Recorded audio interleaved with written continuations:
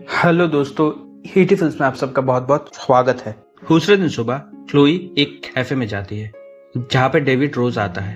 फिर Chloe David से जाकर खुद से ही बातें करती है और हम डेविड को भी देखते हैं, वो भी क्लोई के साथ बातें करते हैं। फिर सीन कट होता है, हम देखते हैं कि क्लोई कैथरीन से आकर एक दूसरे कैफे में मिलती है। फिर कैथरीन क्लोई को पैसे देती है और क्लोई कैथरीन को इन्फॉर्मेशन देती है।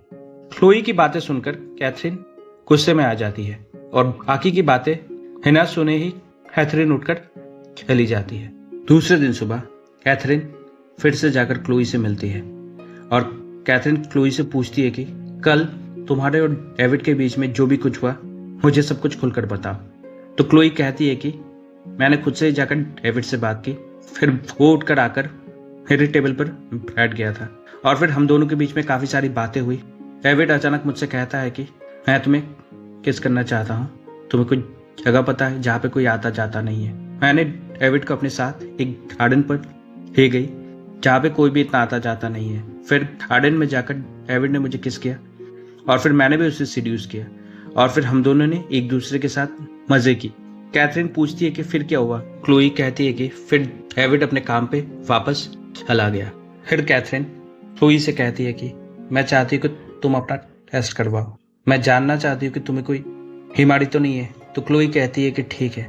फिर दूसरे दिन क्लोई अपने टेस्ट रिपोर्ट लेकर कैथरीन के क्लिनिक पे आती है। क्लिनिक पे क्लोई की मुलाकात होती है माइकल से। माइकल कैथरीन का बेटा है और फिर क्लोई खुद से ही जाकर माइकल से बातें करती है।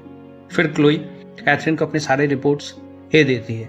दूसरे दिन क्लोई डेविड के साथ होटल के कमरे में जाती है और क्लोई कैथरीन को मैसेज करके अपना होटल का रूम नंबर भेज देती है। तो कैथरीन जल्दी से होटल में पहुंचती है।